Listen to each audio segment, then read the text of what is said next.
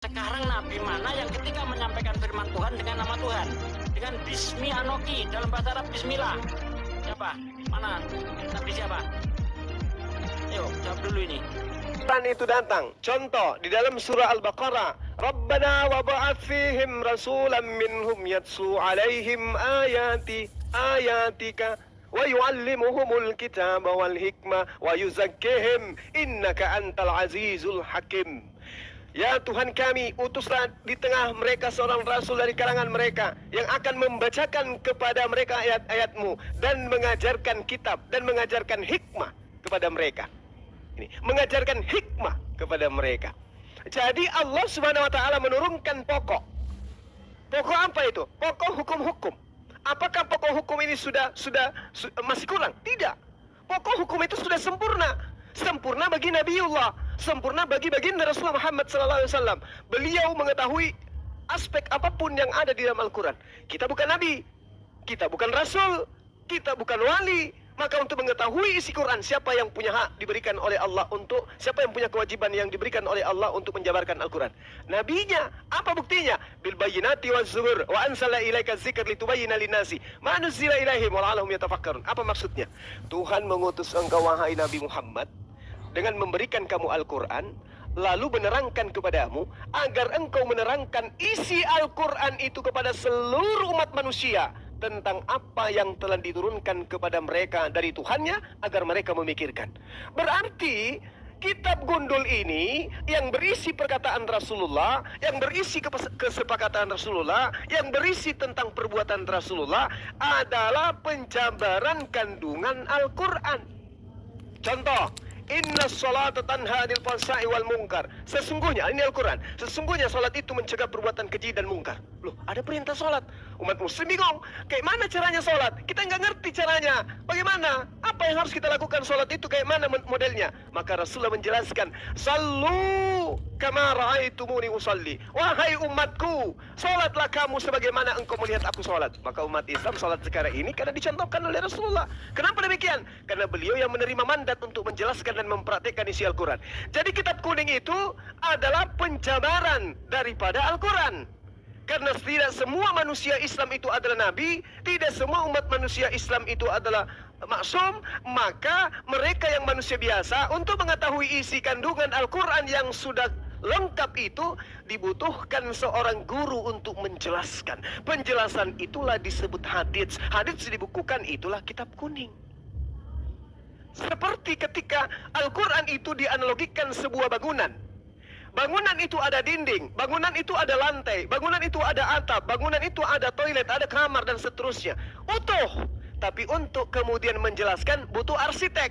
Yang sebelah kanan itu namanya tembok, yang di bawah itu namanya lantai, yang itu warna coklat namanya pintu, kalau yang ini namanya jendela, yang di atas itu plafon, yang agak di belakang itu toilet. Nah, itu yang ada asapnya adalah dapur. Jadi Al-Quran itu datang seperti bangunan yang utuh. Yang menjelaskan adalah arsiteknya, yang menguraikan adalah Nabi. Siapa yang menjadi arsitek pada saat itu? Dialah yang menjelaskan, menguraikan bangunannya. Itulah kitab gundul, itulah kitab kuning. Tapi orang yang tidak memahami mengatakan, wah, ini tambahan, ini Al-Quran tidak sempurna karena ada penambahan. Oh no, Anda belajar. Al-Quran itu pokok hukum, penjabarannya, kisi-kisinya, kurikulumnya diterangkan oleh dia yang menerima hak untuk menyampaikan isi Al-Quran itu. Makanya dikatakan bil bayyinati waz zubur wa anzalna ilaika dzikra litubayyana linnasi ma nuzila ilaihim wa la'allahum yatafakkarun. Dia diutus oleh Allah untuk menjelaskan isi Al-Quran, dan penjelasan isi Al-Quran itulah yang disebut hikmah, dan hikmah itu disebut hadits, dan hadis itu adalah kesepakatan, keputusan Rasulullah Muhammad SAW. Selesai. Oh, tadi bangunan tidak sempurna. Kenapa bisa? Karena masih ada uraiannya. Oh, ini namanya tembok, ini namanya dinding. Wow, bukan begitu. Justru kesempurnaan Al-Quran itu dijabarkan sehingga pola daripada sketsa bangunan, klasifikasi bangunannya, isi yang bahan yang digunakan itu dijelaskan. Batu sekian banyak, pasir sekian banyak, pondasinya sepanjang ini, kemudian atapnya sebanyak ini, lembarnya, cat ini yang digunakan. Itulah bangunan itu dijabarkan kemudian. Itulah yang disebut kitab kuning. Tapi orang yang benci Al-Quran, orang yang benci Islam, orang yang menutup diri terhadap kebenaran Islam, selalu mengada-adakan sesuatu yang tidak benar. Layaknya iblis yang datang kepada Hawa dan Adam selalu memberikan sesuatu yang manis di bibir, tapi sebenarnya itu adalah kezaliman. Demikian. Oke. Ada satu lagi pertanyaan saya, Bang. Oke, silakan. Kan Minum dulu Al-Quran ya. itu kan diturunkan Allah kan dalam bahasa Arab ya kan? Kan, Bang? Yes. Pada Arab gitu. Iya. Terus gini, kenapa harus disebarkan ke orang Indonesia? Dan Allah. kalau memang orang Indonesia menerima Al-Quran itu, ya kan? Kenapa Iya. azan itu aja tidak dikumandangkan itu dalam bahasa Indonesia? Kenapa harus bahasa Arab? Gitu loh. Oke, baik. Terus gini, Bang. Kalau memang Al-Quran itu dalam bahasa Arab, ya kan? Kenapa di Indonesia ini kita tidak bisa mengumandangkan Al-Quran azan itu dalam bahasa Indonesia gitu? Indonesia. Apakah lebih penting bahasa Arab daripada rasa nasionalisme gitu? Sedangkan kita aja berbicara atau ada sekolah di dalam suku tertentu ya kan, kita pasti berbahasa Indonesia, Bang. Gitu, Bang. Oke, baik. Jadi gini, Al-Quran menerangkan dirinya. Inna nahnu nazzalna dzikr wa inna lahu lahafizun. Aku yang mewahyukan Al-Quran dan aku juga yang menjaga. Itu pernyataan Allah Subhanahu wa taala. Pertanyaan yang sangat indah, pertanyaan yang sangat bagus. Kenapa ketika dia bahasa Arab, kenapa di Indonesia orang melafalkan azan dengan bahasa Arab? Kenapa orang sholat menggunakan bahasa Arab? Kenapa enggak bahasa Indonesia aja? Orang membaca Al-Fatihah, kenapa enggak Alhamdulillah dalam bahasa Indonesia aja? Segala puji bagi Allah. Kenapa? Ini pertanyaan yang sangat indah. Saya awali jawaban saya dengan Al-Quran surah Ibrahim ayat 4. Bismillahirrahmanirrahim. Wa ma arsalna min rasulin illa bilisani qaumi liyubayyina lahum wa yudillullah may yasha'u wa yahdi may yasha' wa huwal azizul hakim.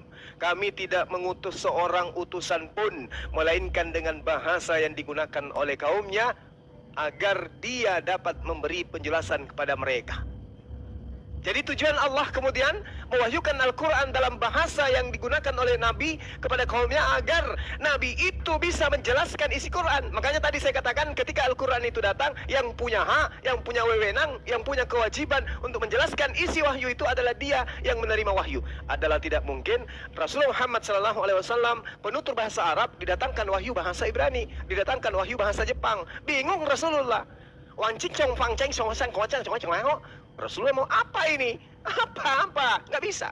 Maka Rasulullah ketika datang kepadanya, Iqra bismi rabbikal ladzi khalaq, Rasulullah Muhammad SAW yang menguraikan apa maksud daripada firman tersebut. Lalu kenapa harus menggunakan bahasa Arab terus? Baik, jawaban pertama, ketika datang utusan Allah kepada Nabi Musa alaihissalam, Nabi Ibrahim alaihissalam, kepada Nabi Isa alaihissalam, wahyu yang datang kepada mereka temporer, ada masanya, hanya untuk kaumnya. Jadi apa? Wahyu yang datang kepada mereka kemudian boleh digunakan dalam bahasa apapun selagi umatnya, yaitu Bani Israel, paham tentang isi dari kandungan kitab yang diterima oleh Nabi Musa. Boleh pakai bahasa Inggris, boleh. Boleh dalam bahasa Bugis, kitabnya mereka boleh. Karena kenapa? Allah tidak ada jaminan. Aku yang menjaga, aku yang kemudian mewahyukan, aku tidak ada jaminan. Cari di dalam kitabnya orang Yahudi, Anda tidak akan menemukan itu. Kecuali di Wahyu 22 ayat nomor 18-19, barang siapa yang menambahkan, barang siapa yang mengurangi. Sorry ya kalau saya masuk ke sana. Kembali kepada Quran. Kenapa harus dijaga? Ya itu tadi, Nabi Musa alaihissalam ketika kemudian datang Torah kepada dia, hari ini mau dirubah nggak apa-apa. Injil datang kepada Nabi Isa alaihissalam, hari ini mau dirubah, nggak apa-apa. Kenapa? Karena kitab-kitab tersebut, firman Allah tersebut yang datang kepada umat terdahulu, sifatnya hanya untuk sementara. Loh, maksudnya apa? Karena akan datang penutup kitab. Apa itu? Al-Quranul Karim. Kitab ini yang harus terjaga, tidak boleh terganti, tidak boleh berubah. Kenapa? Dia tidak sifatnya sementara, sifatnya sampai kepada kehidupan yang kekal, sampai akhir zaman. Ya, Bang, maaf saya potong ya. Berarti intinya seperti ini. Al-Quran itu kenapa disebarluaskan dalam bahasa Arab? Berarti satu, untuk menjaga keasliannya, satu. Yes. Ya kan? Betul. Terus kenapa dia di bahasa Indonesia biar agar umat Indonesia memahami gitu kan Bang? Yes. Oke. Kita sepakat Allah itu menurunkan Al-Quran itu dalam bahasa Arab. Oke Bang? Yes, oke. Kita sepakat ya? Ya. Oke. Terus di dalam Al-Quran juga saya tidak tahu di mana tertulis ya. Ya. Dia disuruh juga mengimani Taurat, Zabur dan Injil. Ya kan? Yes. Silakan kita ketahui Taurat, Zabur dan Injil itu kan dari bangsa Yahudi Bang, gitu loh. Iya. Terus Allah menurunkan Al-Quran itu ke bangsa Arab, melalui Nabi Muhammad, gitu kan. Sedangkan Nabi Muhammad itu orang Arab gitu Bang. Terus gini, terlepas dari kontroversinya Isa itu Tuhan atau Nabi, berarti secara fakta, secara aktual, kalau memang kita mengimani Taurat, Zabur dan Injil, berarti Allah juga mengimani ketuhanan orang Israel gitu loh Bang. Jadi kenapa kita disuruh mengimani Taurat, Zabur dan Injil itu kita sepakati itu dari Yahudi, sedangkan Allah itu mengatakan kepada Nabi Muhammad itu menurunkan Al-Quran itu dalam bahasa Arab gitu Bang. Iya. Jadi konsep ini jelas. Ketika Allah menerangkan kemudian ya ayyuhalladzina amanu aminu billah wa rasuli wal kitab wal kitab ladzina nazzala ala rasulullah. Jadi artinya gini, Allah Subhanahu wa taala memerintahkan kepada umat manusia di akhir zaman ini untuk beriman kepada kitab-kitab terdahulu. Maksudnya apa itu? Beriman bahwa sebelum Al-Quran Allah pernah mewahyukan ajaran kepada Nabi Musa. Allah pernah mengajarkan kepada Nabi Daud. Allah pernah mengajarkan kepada Nabi Isa alaihissalam. Sebelum Al-Quran ada kitab yang diwahyukan kemudian kepada Bani Israel. Tetapi kitab itu mengalami pencemaran. Apa yang diterangkan dalam Al-Quran? Ya ahlul kitab, lima talbisun al-haqqa bil batil. Kenapa engkau mencampur adukan firman Allah dengan perkataan-perkataan manusia yang batil? Artinya apa? Kita beriman bahwa kitab itu pernah diwahyukan, tapi beriman juga bahwa kitab itu sudah tidak murni lagi. Karena bercampur dengan perkataan-perkataan manusia. Nah, kenapa Al-Quran itu harus tetap bahasa Arab? Kenapa? Supaya Al-Quran itu isinya tidak mengalami pergeseran perintah. Contoh. Ketika kemudian Al-Quran dihilangkan bahasa Arabnya, maka di Indonesia Al-Qurannya bahasa Indonesia. Di Jepang Al-Qurannya bahasa Jepang. Di Cina Al-Qurannya bahasa Cina. Di Amerika bahasanya bahasa Inggris. Di Belanda bahasa Belanda. Lalu siapa yang bisa menjelaskan kitabnya Allah yang datang kepada siapa yang bisa menjelaskan Al-Quran versi bahasa Belanda kepada orang Belanda? Orang Belanda. Siapa yang bisa menjelaskan Al-Quran versi bahasa Indonesia? Orang Indonesia. Begitu juga Jepang, Cina. Lalu bagaimana bisa mengetahui yang mana yang benar? Orang Jepang, orang Belanda, atau orang Indonesia? Tidak ada yang bisa. Ketika kemudian berkumpul, orang Indonesia, Jepang, Belanda berkumpul, membacakan surah Al-Fatihah. Orang Indonesia mengatakan, segala puji bagi Allah, Tuhan semesta alam. Orang Belandanya nengok kiri, kanan. Yang Jepang juga pelongak-pelongok. Apa ini dibilang? Hanya Indonesia yang ngerti. Kemudian tafsirannya, hanya orang Indonesia yang ngerti. Tafsirannya Belanda, orang Belanda yang ngerti. Lalu apa tujuannya kitab seperti ini mengacaukan manusia? Makanya di antara kalian muncul sekte. Satu sama lain beda. Kenapa? Itulah karena terjemahan. Masing-masing punya terjemahan. Masing-masing punya tafsiran. Belum lagi di Indonesia. Oke. Saya potong dulu Bang ya. Saya sudah dapat intinya. Yes. Maksud saya memiliki pertanyaan yang terkait dengan pertanyaan saya sebelumnya. Oke. Allah menurunkan kitab itu dalam bahasa Arab kepada Muhammad ya kan? Yes. Terus Allah juga menyuruh kita mengimani Taurat, Zabur dan Injil. Dan kita ketahui menurut fakta sejarah itu Taurat, Zabur dan Injil itu lebih dahulu dan Al-Quran itu turun lebih lama sekitaran 600 Masehi menurut sejarah ya kan? Yes. Dalam Matius juga lebih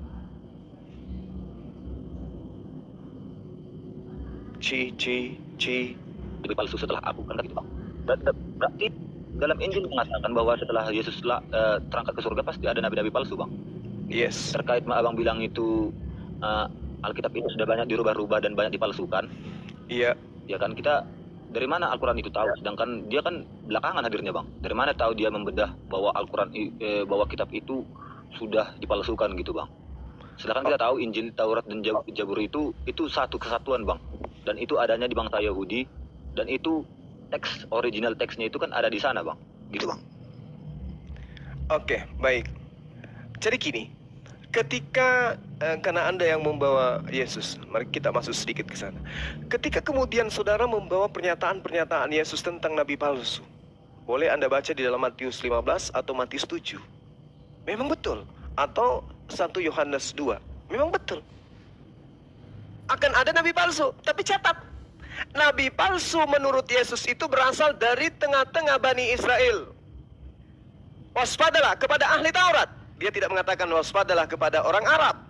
Waspadalah kepada orang Farisi. Dia tidak mengatakan waspadalah kepada orang Quraisy.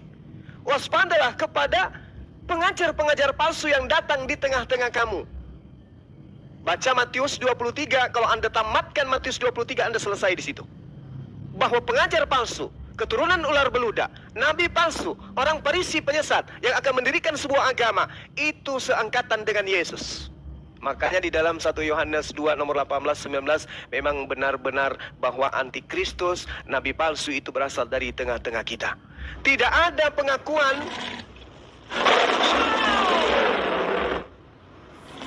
Wow. Oke, lanjut. Masya Allah. Lanjut. Mantap. Kaget saya, Mas.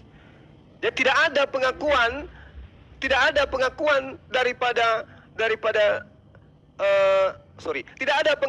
daripada Yesus ketika ia datang, waspadalah kepada apa? Kepada orang Arab.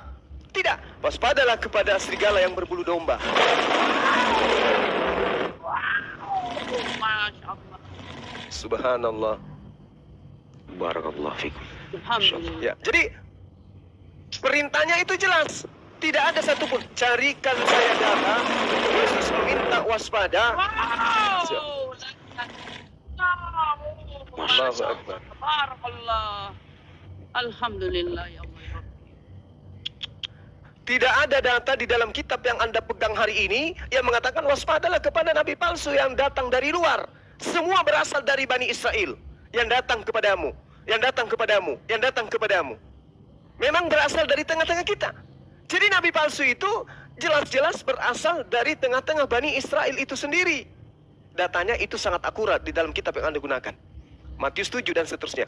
Dari buahnya kau bisa mengenal mereka. Matius 7 nomor 15 dikatakan begini. Waspadalah terhadap nabi palsu yang datang kepadamu dengan menyamar seperti domba, tetapi sesungguhnya mereka adalah serigala yang buas. Mohon maaf, saya harus mengatakan gini, saudaraku. Domba itu adalah Bani Yakub. Islam tidak pernah menyamar sebagai Bani Israel rohani. Islam tidak pernah mengaku sebagai pelanjut daripada tongkat estafet pengajaran orang Yahudi. Tapi Kristen mengaku anak-anak Elohim, anak-anak Tuhan. Kristen mengaku sebagai domba. Islam kagak. Nah sekarang yang dimaksud Yesus, waspadalah kepada nabi palsu yang datang kepadamu menyamar seperti domba, yang nyamar seperti Bani Israel itu siapa? Baginda Rasulullah Muhammad SAW tidak pernah datang, tidak pernah kemudian dia menyampaikan bahwa aku adalah Israel rohani, aku diutus oleh Yesus. Rasulullah Muhammad SAW tidak pernah mengatakan itu. Itu yang pertama. Kedua, pertanyaan tentang kitab. Kenapa Al-Quran mengatakan? Dari mana dia tahu? Bong, sekiranya Anda punya Bible, tolong Anda buka sekarang Yehezkiel 34 nomor 16. Buka sekarang. Kita bedah di sana. Apa yang diterangkan oleh kitab saudara? Yang hilang akan kucari, yang tersesat akan kubawa pulang, yang luka akan kubalut, yang sakit akan kukuatkan, serta yang gemuk yang akan kuat akan kulindungi. Betulkah demikian? Betulkah yang gemuk dan yang kuat akan kulindungi? Salah total. Terjemahan yang sesungguhnya adalah yang gemuk dan yang kuat akan kubinasakan. Mari kita lihat. Apakah betul apa yang saya katakan? Silakan Anda buka versi bahasa Ibrani-nya. Apakah di situ dikatakan akan kulindungi atau akan kubinasakan? Sedangkan kitab yang Anda gunakan yang ada di Indonesia ini menyatakan bahwasanya yang hilang akan kucari, yang tersesat akan kubawa pulang, yang luka akan kubalut, yang sakit akan kukuatkan, serta yang gemuk dan yang kuat akan kulindungi. Padahal yang kuat dan yang gemuk dan yang kuat akan kubinasakan. Apakah sama antara kulindungi dan kubinasakan? Tentu beda. Inilah yang diterangkan Al-Quran. Ya Al-Kitab, Lima talbisunal haqqa bil batil wa taktumul haqqa wa antum ta'lamun. Wahai ahli kitab, mengapa engkau merubah, mencampur adukkan firman Tuhan yang datang kepada kalian, pada Bang, kalian Bang. mengetahui? Saya potong dulu, Bang. Silakan. Ya. Silakan. Iya, Bang. Tadi kan Abang bilang kan, itu domba-domba yang hilang itu kan hanya di dalam kaum Bani Israel ya kan? Yes. Nantilah dulu kita bahas orang Indonesia nggak masuk, orang apa pun nggak masuk gitu kan. Nantilah Yes. kita bahas itu. Ini kan domba-domba yang dimasukkan itu kan hanya untuk Bani Israel gitu. Iya. Oke. Berarti Lalu? Allah mengatakan Taurat dan Zabur dan Injil itu untuk diimani. Ya. Berarti itu hanya khusus untuk Israel dong. Yes. Karena Betul. sesuai perkataan Abang, domba yang hilang itu hanya untuk Israel. Terus gini, kita kan tahu Muhammad itu kan bukan dari Israel kan Bang, bukan dari Yes. Bani Israel atau kaum Yes. Israel lah. Terus Yes. kenapa loh Muhammad itu nyangkut-nyangkut ke dalamnya?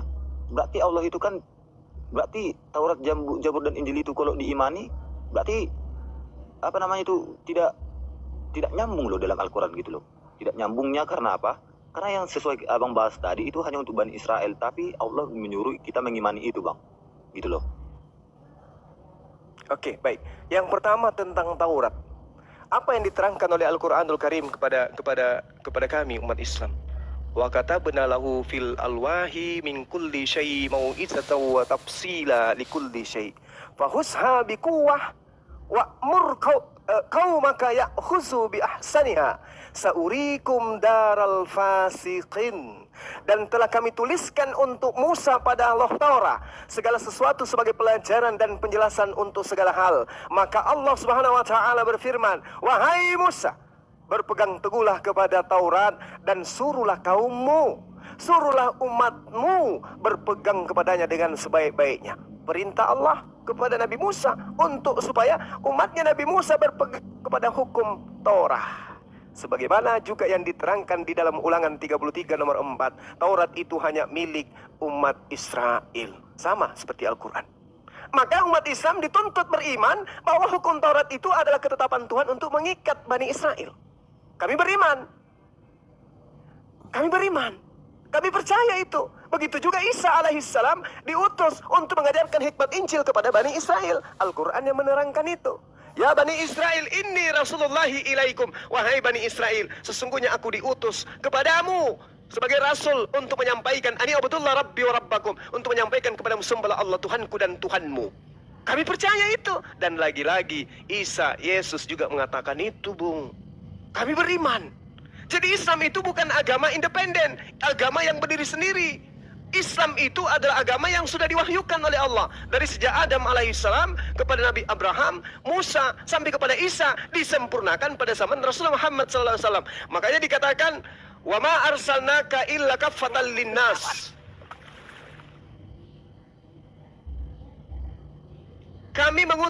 Tiadalah kami mengutus engkau wahai Nabi Muhammad, melainkan untuk kepada seluruh umat manusia. Nabi Musa untuk kaumnya Bani Israel, Nabi Isa untuk kaumnya Bani Israel. Tapi kemudian baginda Rasulullah Muhammad SAW diutus untuk seluruh umat manusia, termasuk kepada Baik, saudara. Oke, baiklah, saya bantah dulu ya Bang ya. Boleh. Bantah dulu ya. Silakan. Gini Bang, yang Abang katakan itu kan untuk Bani Israel itu kan hanya ada di Taurat.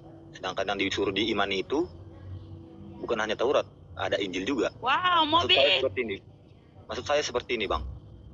Di dalam hukum Taurat itu tidak ada keselamatan bagi bangsa-bangsa lain Bang. Contohnya aja orang Mesir, ya kan, ditulak Tuhan sebanyak 10 kali, ya kan. Filistin, oke, berperang. Yang dikatakan untuk ke seluruh dunia itu hanya ada waktu di Perjanjian Baru Bang. Gitu Bang. Maksud saya seperti ini. Kan Abang bilang kan yang abang katakan sesuai itu kan itu termasuk di Taurat aja Bang. Kalian melakukan itu sunat yang dilakukan orang Yahudi, ya kan? Sembahyang yang abad mengkaitkan itu kayak seperti orang Yahudi juga sembahyang, oke? Tapi gini, keselamatan itu kan tidak ada kepada bangsa-bangsa lain Bang. Oke. Kecuali dalam Perjanjian Baru dikatakan seperti ini, pergilah jadikan semua bangsa jadi muridku. Hanya itu loh Bang, di seluruh dunia, tidak termasuk Arab loh. Dan lagian seperti ini, rasul-rasul juga kan tidak ada ke bangsa Arab Bang. Gitu Bang. Jadi kenapa masuknya ke Arab gitu Bang? Kenapa Nabi Muhammad Allah itu perginya konteksnya kitab yang 33 ini kepada orang Bani Israel gitu Bang. Oke. Ada lagi? Itu aja dulu. Oke, baik. Yang pertama yang saudara harus pahami adalah ketika Anda mengambil Matius 28 nomor 19. Apa yang dikatakan di dalam kitab saudara itu? Karena itu pergilah jadikanlah semua bangsa muridku dan baptislah mereka dalam nama Bapa dan Anak dan Roh Kudus. Wow. Tapi kan kalian kan keren. nggak dibaptis Bang. Kalian kan nggak dibaptis gitu. Tunggu. Sabar. Izinkan saya untuk menguraikan ini. Jadi menarik sekali data ini. Dikatakan bahwasanya pergilah ke seluruh bangsa, jadikanlah semua murid. Jadi apa? Pergilah, jadikanlah semua bangsa muridku. Wah, keren kali perintahnya. Nggak ada untuk Arab loh. Masya Allah. Jadi gimana kita orang Arab ini? Ternyata nggak ada perintah untuk orang Arab. Tunggu dulu, mari kita uji kebenaran daripada tulisan yang ada di Lembaga Kitab Indonesia ini. Pelan-pelan, dengarkan saya. Di dalam original teksnya kitab saudara, itu jelas berbunyi Poreutentes mateteu sate. Oke, apa maksudnya? Karena itu pergilah, jadikanlah murid semua bangsa muridku. Saya ulang. Pareutentes mateu sate. Jadikanlah murid semua bangsa muridku. Bangsa di sini dalam original teksnya adalah etnos. Etnos itu etnis. Etnis itu ras. Ras itu suku. Jadi maksud daripada data ini, kalau jujur lembaga Anda, akan dia terjemahkan seperti ini. Karena itu pergilah, jadikanlah murid semua keturunan atau semua ras atau semua etnis muridku. Jadi yang diminta Yesus untuk dijadikan murid adalah semua ras dari muridnya. Ada berapa ras muridnya? Kita harus belajar untuk supaya paham, supaya kita nggak bingung. Ras murid Yesus itu siapa aja? Ternyata murid Yesus itu ada 12 suku dan tidak termasuk Indonesia, juga tidak termasuk Arab. Berarti Yesus hanya minta kemudian agar orang memberitakan Injil, agar murid-muridnya memberitakan Injil kepada 12 suku ras dari murid Yesus itu sendiri.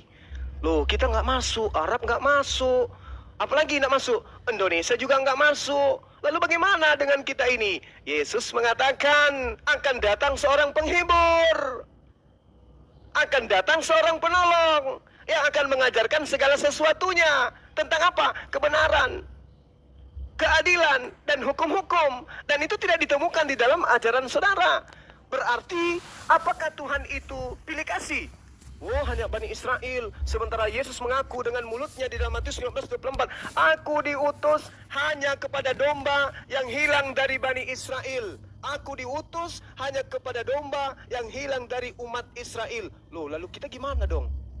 Jadi Yesus diutus bukan untuk kita? Ya memang bukan. Lalu bagaimana solusinya Bang Suma? Allah menubuatkan di dalam Yesaya 42 nomor 1. Lihat itu hambaku. Jangan ke situ dulu. Kita ke Al-Quran dulu. Nanti Anda protes lagi. Jangan ke situ Bang. Jangan ke situ. Ke Al-Quran aja dulu. Baik, kita ke Al-Quran. Apa yang diterangkan oleh Allah dalam Al-Quranul Karim? Di dalam Quran surah Asyura, ayat 52. Wa kadzalika auhayna, bismillahirrahmanirrahim. Wa kadzalika auhayna ilaika ruhan, ruh. Dan demikianlah kami wahyukan kepadamu ruh dengan perintah kami. Sebelumnya engkau tidaklah mengetahui apakah itu kitab dan apakah itu iman, tetapi kami jadikan Al-Quran itu cahaya. Dengan Al-Quran itu kami memberikan petunjuk kepada siapa yang kami kehendaki di antara hamba-hamba kami. Dan sungguh engkau Muhammad benar-benar pembimbing seluruh umat manusia kepada jalan yang lurus, ila siratul mustaqim. Jadi Al-Quran disebut roh. Apa hubungannya nih Bang Suma? Rasul Muhammad SAW diberikan roh. Apa itu? Al-Quran. Jadi salah satu nama lain daripada Al-Quran itu adalah roh. Wa kadzalika auhayna ilaika ruhan min amrina. Kenapa Al-Quran disebut roh? Karena Al-Quran itu menghidupkan hati yang beku, menghidupkan akal yang beku, menghidupkan manusia yang jiwanya mati. Dengan Al-Quran manusia itu bisa hidup. Maka apa buktinya? Di dalam Yesaya 42 nomor 1 diterangkan seperti apa? Lihat itu hambaku yang kupegang orang pilihanku yang kepadanya aku berkenan. Aku telah menaruh rohku di atasnya supaya dia menyatakan hukum-hukum kepada seluruh bangsa-bangsa. Oke, gini bang. Oke, Ini silakan. Bang Zuma yang terhormat. Iya, silakan saudaraku yang Di terhormat. dalam Injil kan banyak konsep-konsep juga bang. Silakan. Banyak konsep-konsep yang artinya yang dibahas itu ada Trinitas juga, ya kan? Ada juga disuruh pengajaran Kristen diajarkan ke seluruh muka bumi ini, gitu kan? Sedangkan di bangsa Arab itu kan banyak yang menolak itu bang. Adapun yang menerima mereka jadi Kristen, yang menolak tetap jadi Muslim, gitu kan? Ya. Yang maksud saya seperti ini. Jika memang kita mengimani Taurat, Zabur dan Injil, karena kita sepakat di Injil itu di Taurat, Zabur dan Injil kan itu ada Trinitas, walaupun kalian tolak gitu, masih bertolak belakang gitu. Berarti kalian harus mengimani itu juga loh. Iya kan? Karena kalian disuruh mengimani gitu, Bang. Iya, sama dengan anak kita yang baru lahir di yang baru lahir di reformasi. Kita harus menuntut dia percaya, beriman. Dalam bahasa agama beriman. Bahasa umum percaya. Kita harus menuntut anak kita yang lahir di reformasi bahwa dulu ada presiden bernama Soekarno. Presiden untuk orang yang hidup di Orde Lama. Presiden untuk mereka. Apakah anak ini tidak boleh percaya bahwa ada presiden yang bernama Soekarno karena mereka tidak hidup pada zaman itu? Apakah anak yang hidup di reformasi tidak boleh percaya bahwa ada yang disebut Orde Baru di mana presidennya adalah Soeharto? Apakah dia harus beriman kepada reformasi aja, yang presidennya adalah Jokowi aja, karena mereka tidak hidup pada masa itu? Tidak. Anak yang hidup di reformasi kudu wajib ditanamkan kepada dia bahwa dulu ada presiden yang hidup untuk mereka yang hidup pada zaman Orde Lama. Dulu ada presiden yang untuk mereka yang hidup di zaman Orde Baru. Harus beriman, harus percaya. Meskipun nabi-nabi tersebut, meskipun presiden-presiden tersebut bukan untuk dirinya. Tapi apa yang dilakukan oleh presiden tersebut, endingnya juga biasnya kepada dirinya. Kenapa? Allah mengutus Nabi Adam alaihissalam bukan untuk orang Indonesia, tetapi Adam alaihissalam diutus oleh Allah nantinya juga keturunannya sampai ke Indonesia. Anda paham itu? Ketika Tuhan memberikan wahyu kepada Abraham alaihissalam, kepada Nabi Musa alaihissalam, kepada Isa alaihissalam, itu dikhususkan pada zamannya dan untuk kaumnya, tapi itu untuk pelajaran bagi umat setelahnya. Soeharto untuk manusia yang ada di zamannya, Soekarno untuk manusia yang ada di zamannya. Tapi manusia yang hidup di zaman sekarang percaya bahwa mereka adalah pendiri daripada negara Republik pelanjut daripada pemerintahan negara Republik Indonesia. Salah anak ini karena percaya? Tidak. Tidak salah, karena memang pernah ada. Salah umat Islam yang percaya bahwa dulu ada Nabi Musa? Tidak. Percaya bahwa dulu ada Torah? Tidak salah. Kenapa? Karena memang dulu ada. Lalu kenapa mereka tidak menjalankan itu? Karena mereka tidak hidup di Orde Baru. Karena mereka tidak hidup di Orde Lama. Adalah sangat lucu ketika ada orang yang hidup di reformasi masih menggunakan cara-cara Orde Lama. Lucu itu. Lucu. Tapi meskipun tidak hidup di Orde Lama, orang ini kudu percaya bahwa dulu pernah ada aturan main di Indonesia yang berlaku di zamannya. Dulu ada aturan mainnya Tuhan yang berlaku untuk Nabi Musa dan kaumnya. Beriman. Tapi hukum-hukum yang datang kepada mereka bukan untuk kita. Seperti itu. Saya bantah dulu ya Bang ya. Silakan. Tadi ada di komen menyebutkan gipsi nggak Bang biar syahadat gitu kan. Terus saya menjawab gini, masih ada sumbangsi. Makanya saya tidak syahadat, gitu maksud saya. Oke. Di mana letak sumbangsinya menurut saya itu seperti ini. Kita kan ya seperti saya awal tadi bilang, disuruh mengimani. Kan arti mengimani itu artinya percaya dan melakukan tindakan, ya kan? Nama juga mengimani.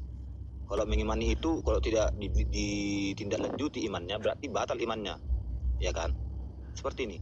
Kalau memang Injil, Taurat, Zabur itu diimani tapi tidak dilakukan sama saja nol. Sedangkan di Al-Quran disebut harus diimani itu. Karena di Injil disebut itu Yesus itu Tuhan. Ada Trinitas, 3 pribadi Allah. Di Al-Quran tidak. Berarti gini loh, kalau memang kita disuruh mengimani Taurat, Zabur dan Injil itu, sedangkan Al-Quran juga ada, berarti kita bisa membuat agama baru dong. Agar bisa-bisa Taurat, Zabur, Injil dan Al-Quran itu bisa bersatu gitu loh. Karena itu kan bertolak belakang. Seperti kata Abang bilang itu, Tuhan kalian pun ada 3 gitu kan. kan tertulis di Alkitab. Tuhan kalian pun mati di kayu salib, gitu ya kan? Sedangkan di Al-Quran nggak ada. Iya. Maksudnya, Oke. apakah kita harus gimana caranya?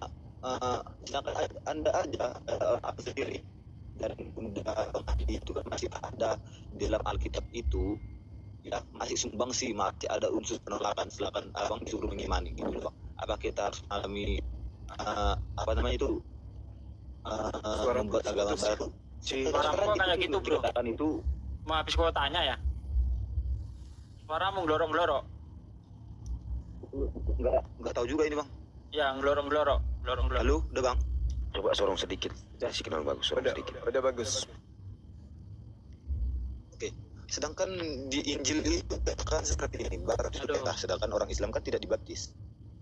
Gitu. Maksud saya seperti itu. Apa kita harus memiliki agama baru antara gabungan Islam dan Kristen gitu?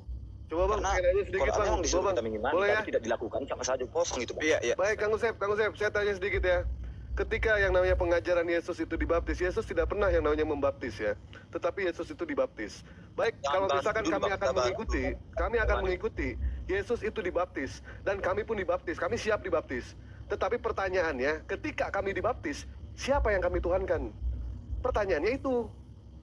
Itunya permasalahannya bang. Kalian kan ada penolakan seperti kata abang tadi, ada penolakan. Memang tidak tapi ada di dijelaskan Al-Quran di dalam disuruh mengimani Bible. gitu, bang. Memang tidak ada dijelaskan di dalam Bible. Kalau misalkan Tuhan itu manusia, tidak dijelaskan. Makanya kami menolak itu semua. Bukan soal masalah dibaptis atau tidak. Kami pun siap dibaptis. Hari ini pun saya siap dibaptis. Tetapi pertanyaannya, ketika kami Abang dibaptis umat tapi dalam Muslim, beragama Islam gitu. nah pertanyaan saya begini, pada saat saya dibaptis, yang saya sembah siapa? Yang saya sembah. Kembali lagi ke pertanyaan itu. Coba saya pengen nanya ke abang, kalau misalkan saya besok lusa dibaptis, saya bertanya ke abang, bang, yang saya sembah siapa? Pertanyaan saya itu. Kalau misalkan saya dibaptis, ternyata menyembah Yesus, saya tidak mungkin. Karena Iya, Yesus kan sendiri memiliki Tuhan. Bang Dewa, Yesus ini sendiri memotong, menyembah Bang, kepada ini memotong, Tuhan. Ini potong bang, sebentar bang. Kan yang saya tanyakan kepada Bang Juma itu bang. Kan abang tadi mengatakan itu masih ada sumbangsinya, masih ada penolakan dari perkataan abang kan. Sedangkan disuruh di Al-Quran itu disuruh mengimani gitu loh. Maksud saya. Betul, Sedangkan kami disuruh abang ada mengimani. unsur penolakan itu sendiri gitu. Mengimani yang namanya Injil, betul. Tetapi apakah Bible itu Injil? Kan Bible itu bukan Injil. Kemarin pun saya menantang kepada umat Kristen ya, pada saat saya berdiskusi, Yesus mengajarkan dibaptis. Kamu dibaptis tidak? Pertanyaan saya, ketika nanti saya dibaptis, Tuhan mana yang saya sembah? Kembali lagi kepada konsep ketuhanan. Kalau ternyata saya harus menyembah Yesus, Yesus tidak mengajarkan. Ternyata Yesus punya Bapa, Yesus punya Tuhan. Itu kan jelas di situ, Bang. Betul tidak? Itu. Silakan lanjut, Bang Juma. Saya tunggu ya bang ya, saya koreksi. Oke, ada lagi yang mau ditanyakan? Seperti Silakan ini, Bang. Itulah yang Usop. saya maksudkan. Iya. Ini bang, maksud saya seperti ini. Kalau saya kasihlah dulu perumpamaan kepada abang ya. Kalau abang mengimani Al-Quran, ya kan, mengimani Al-Quran pasti ada perbuatan ya kan. Abang disunat, membaca Al-Quran, melakukan tindak-tindakan yang terpuji, seperti itu bang. Maksud saya seperti itu. Ya, sedangkan Al-Quran mengatakan imani ketiga kitab itu, ya kan. Itu yang saya tanyakan bang. Bukan, saya tahu abang pun memiliki penolakan itu. Maksud saya seperti ini. Gimana orang abang Juma, Bang Dewa mengatasi hal itu? Sedangkan mengimani itu, kalau tanpa melakukannya kan itu sama saja nol bang. Gitu bang. Itu saya masukkan bang. Sedikit Di ya, sini Aki, ya. mungkin bisa silakan. Oke. Jadi sebenarnya dari tadi juga Silakan, Pak. diterangkan oleh Bang Juma, kita tidak lagi melakukan kitab-kitab yang terdahulu. Kenapa? Karena itu dikhususkan hanya untuk kaum tertentu saja, untuk bangsa Israel saja. Nah, kita punya perundang-undangan yang baru, hukum yang baru, namanya Al-Quran. Bahkan Aki Juma tadi sudah menyebutkan, diumpamakan Orde Lama, Orde Baru, Orde Reformasi. Nah, apakah ketika kita hidup di zaman reformasi ini masih mau menggunakan undang-undangnya Soekarno? Kan tidak mungkin. Itu satu. Yang kedua, Bible yang ada pada diri Anda bukanlah kitab yang kita imani. Karena di dalam Al-Quran sangat jelas sekali, surah Al-A'raf 157. Di situ dikatakan mereka mengikuti Nabi yang umi, yang namanya terdapat di dalam kitab Taurat, Zabur, dan Injil. Nah, sekarang pertanyaan saya kepada Anda, apakah kitab Anda berisi nubuatan Nabi Muhammad? Jawab, coba singkat, jawab singkat. Tidak, berarti kitab Anda bukan kitab yang kami imani. Ya, kitab yang kami imani bukan kitab Anda. Yang dimaksud Al-Quran, kitab-kitab itu adalah kitab yang turun kepada Nabi Musa, kepada Nabi Daud, dan kepada Nabi Isa. Bang Sugi, Bentar, Bang Sugi. bentar, belum selesai saya. Ini saya harus potong, Bang. Memang harus. Saya itu mentoleransi kita sebagai bicara, tadi Bang Juma bicara, saya diam ya kan. Ini memang karena ada sumbangsi dalam pikiran saya, makanya saya potong abang gitu. Kan iya, saya tahu maksud abang itu, ya kan.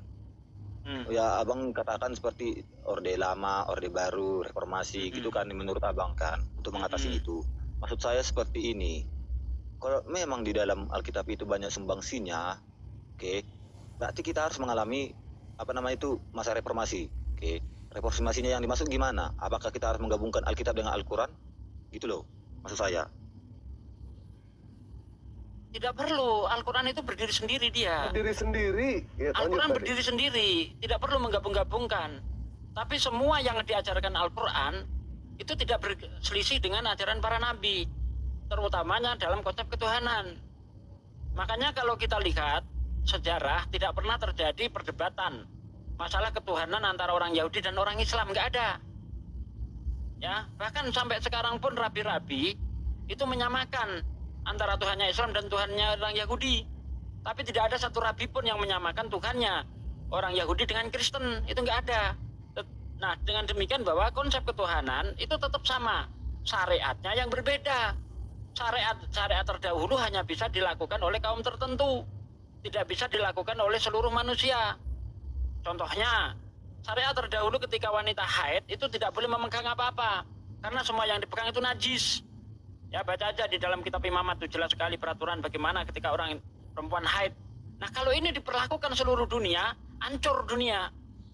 Wanita tidak boleh masak ketika haid, tidak boleh megang apapun. Yang jadi guru nggak boleh ngajar, yang jadi pegawai bank nggak boleh mengajar. Belum lagi nanti ketika selesai haid, setiap wanita yang selesai haid harus memotong 2 burung merpati. Kalau di dunia ini ada 5 miliar perempuan, maka setiap bulan harus ada 10 miliar burung merpati yang harus dibunuh. Musnah burung merpati, rusak dunia kalau itu dijalankan. Maka datanglah hukum baru yang namanya Islam, menyempurnakan wanita haid hanya tidak boleh beribadah yang bentuknya sholat. Yang lainnya boleh. Bang Sugi. Seperti Bang itu. Sugi, saya potong ya. Mau saya potong. Maksud saya seperti ini. Kan yang tertulis di Al-Quran itu kan seperti itu. Imani, Taurat, Zabur, dan Injil. Maksud saya nggak ada tertulis di situ. Imanilah Taurat, Zabur. Tapi kalau Injil itu, ya boleh kalian bedah. Kan kamu nggak, yang tertulis seperti itu kan bukan gitu. Itu loh. Iya, kita mengimani kitab-kitab itu. Gini, maksud saya Tetapi ini, kita sebentar, Bang. Anda tadi sudah dijawab sebenarnya. Kita mengimani kitab-kitab itu dan hukum-hukumnya yang ada di situ kita imani. Tetapi jelas di situ dikatakan hanya untuk kaum tertentu. Umat Islam tidak menjalankan itu lagi. Karena Tuhan yang sama yang memberi aturan kepada kaum tertentu itu, Tuhan itu juga yang memberi aturan kepada kita dengan hukum yang baru. Jadi tidak lagi kita mengimani itu. Itu hanya untuk kaum tertentu saja. Kita punya hukum yang sifatnya universal, yaitu Al-Quran. Sementara aturan-aturan terdahulu sifatnya lokal. Gitu loh. Jangan dipaksakan, nggak bisa. Itu udah jelas untuk kaum tertentu saja, bukan untuk kita. Monggo Akhi Juma dilanjut. Ya, paham ya King ya, di situ ya. Jadi antara syariat Nabi Musa, Nabi Isa berbeda dengan syariatnya Nabi Muhammad SAW. Nabi Muhammad datang untuk menyempurnakan itu semua. Nah, sementara kalau misalkan ente memaksa kami untuk percaya kepada Bible itu bukan Injil. Kenapa? Karena Allah Subhanahu wa Ta'ala tidak pernah menurunkan kitab suci kepada Bani Katolik ataupun Bani Protestan. Tidak pernah. Kami hanya meyakini kitab-kitab sebelumnya, betul. Kami meyakini. Nah, Bible ini dari mana? Pertanyaannya. Perjanjian lama, perjanjian baru. Ini dari mana? Kalau ada perjanjian lama, ada perjanjian baru. Tentu ada perjanjian akhir. Apa perjanjian akhirnya? Al-Quranul Karim. Ini perjanjian akhir sampai hari kiamat. Begitu, ya, King. Saya tahu Mas Abang. Bang Dewa tadi yang bicara ya? Bukan, Bang Juma. Oke, Bang Jum. Yang maksud saya seperti ini, ya kan? Gimana ya menjelaskannya? Gini, kalau memang Al-Quran itu memang itu sebagai kitab penutup atau sebagai kitab penyempurna, pastinya ada tertulis di Alkitab. akan datang seperti aku manusia kemudian kelak ya akan menyempurnakan kitab-kitab ini. Pasti ada ditulis seperti itu loh Bang. Ini kan tidak ada. Karena kita tahu Baik. seperti ini. Oke, saya jawab. Tunggu Bang, tunggu. Dalam perjanjian lama kan ada tertulis bahwa kedatangan Mesias akan ada, ya kan, di perjanjian lama itu. Terus di perjanjian baru ada juga tertulis gini, akan ada roh penghibur, itu Roh Kudus sendiri. Jangan dulu di komen yang itu ya, nggak usah dibahas Trinitas ini ya. Terus waktu Roh Kudus yang terakhir yang datang, ya kan, sebagai penutup, kan tidak ada dikatakan itu Al-Quran akan datang atau manusia yang sama seperti Yesus itu akan datang gitu loh Bang. Nah, di sini Abang mengatakan akan ada yang namanya roh penghibur. Apakah itu dikatakan sebagai Roh Kudus di situ, Bang? Kalau Abang mengatakan di situ sebagai Roh Kudus, mari kita gunakan akal sehat, Bang. Kalau misalkan Allah Subhanahu wa taala mengutus yang namanya Roh Kudus, apakah Roh Kudus itu bisa dilihat? Roh Kudus tidak bisa dilihat. Apa yang diajarkan sama Roh Kudus kepada manusia? Sebentar, Bang. Abang bertanya, saya menjawab. Sebentar. Maksud saya seperti ini, Bang. Sebentar. Biarkan Bang, biarkan Santai. dia ngomong. Tadi Santai. Anda ngomong nggak diganggu, biarin. Enggak, sebentar aja. Enggak sampai 1 menit, enggak sampai 10 detik. Maksud saya seperti ini, bukan terlepas dari Trinitas itu, Bang. Maksudnya saya seperti ini. Kalau memang Al-Quran itu akan menyempurna, pasti kan disebutkan di Alkitab gitu. Maksud saya gitu, bukan maksudnya itu disebutkan, Bang. Itu, Bang. Itu disebutkan sama Yesus. Bakal ada yang namanya roh penghibur. Kalau orang Kristen menganggap roh penghibur itu adalah Roh Kudus, apa yang diajarkan sama Roh Kudus? Sementara Roh Kudus tidak kelihatan, bagaimana mungkin yang namanya Tuhan mengutus Tuhan? Tuhan nomor 3. Tidak mungkin. Apakah seorang manusia bisa mengikuti yang namanya tabiat Tuhan? Tidak mungkin.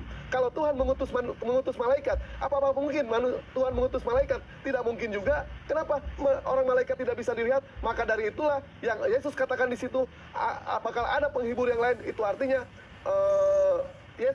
Allah mengutus manusia dari golongan kita. Supaya apa? Supaya bisa dilihat. Supaya bisa dijadikan sebagai suri teladan.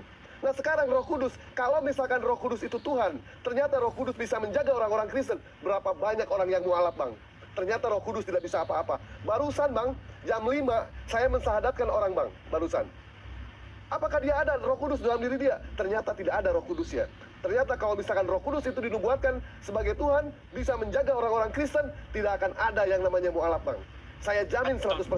Tapi ternyata mualaf makin di mana-mana. Barusan Bang Juma langsung memualafkan 2 orang. Saya memualafkan tadi jam 5 1 orang. Apa ini, Bang? Hah?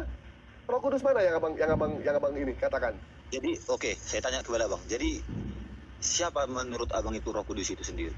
Kan itu Bukan kan Roh disebutkan Kudus, Roh penghibur. Roh penghibur. Iya, Roh maksud saya penghibur itu. adalah Baik. baginda Biar Rasulullah saya jawab, Bang Dewa. SAW. Baik. Biar Silakan, saya Bang. jawab. Bahwa Baik, roh itu bisa berarti seorang nabi.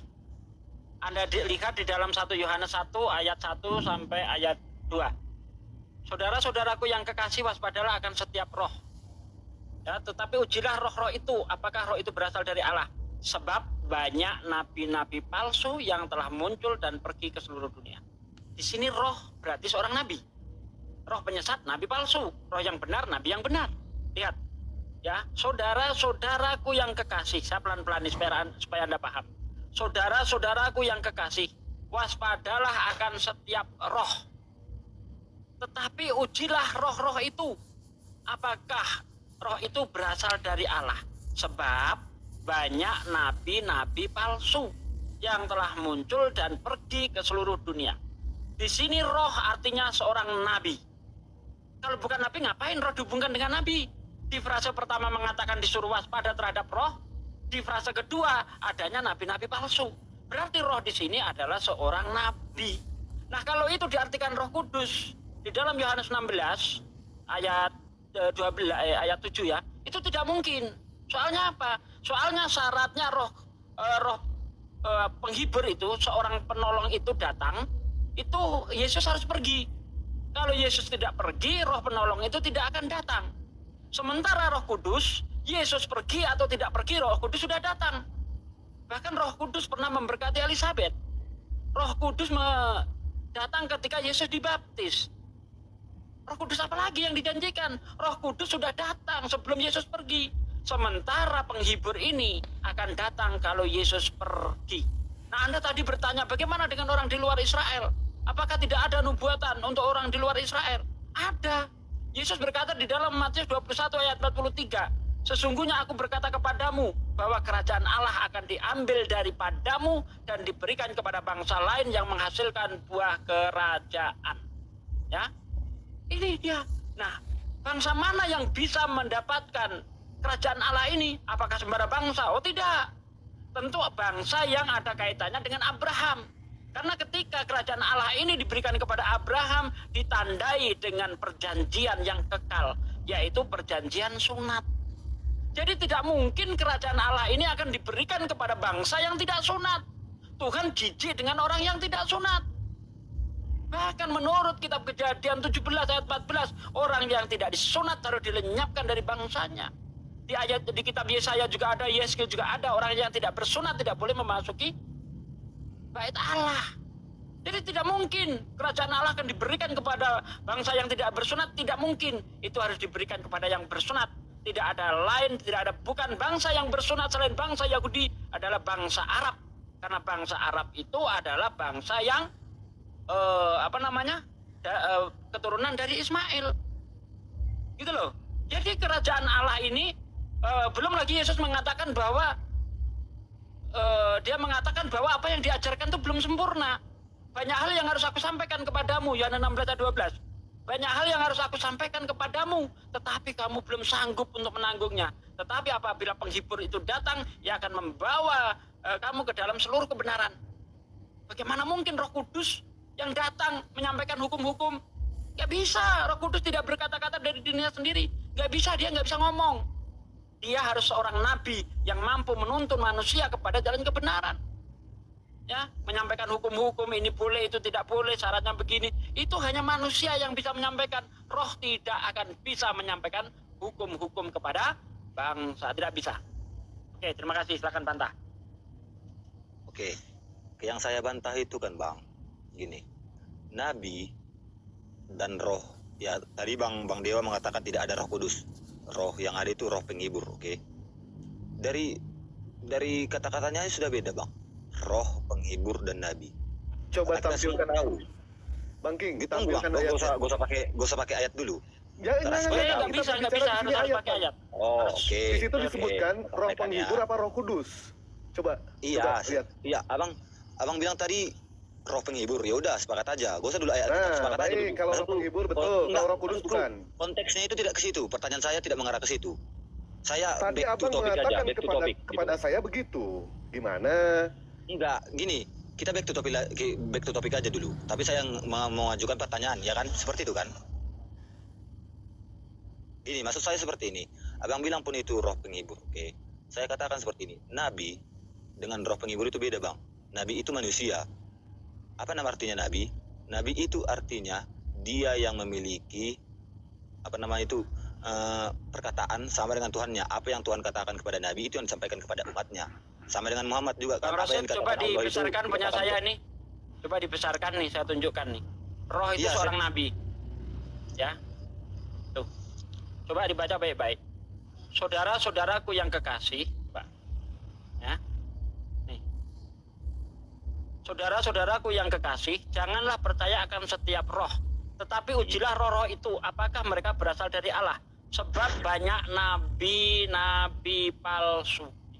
Oke, baca ayat selanjutnya, Bang. Roh Ayat berarti selanjutnya, seorang jangan nabi. kutip dulu satu-satu. Ya, sebab banyak nabi-nabi palsu yang telah muncul dan pergi ke seluruh dunia. Nih, demikianlah kita mengenal roh, roh Allah. Ya, setiap roh yang mengaku bahwa Yesus Kristus telah datang sebagai manusia, ya berasal dari Allah. Dan setiap roh yang tidak mengaku Yesus Kristus berasal dari Allah, ya adalah roh penyesat. Oke. Yang Jadi jelas dimaksudkan ya, apakah roh bisa mengaku? Maka kamu mendengar pengakuan roh.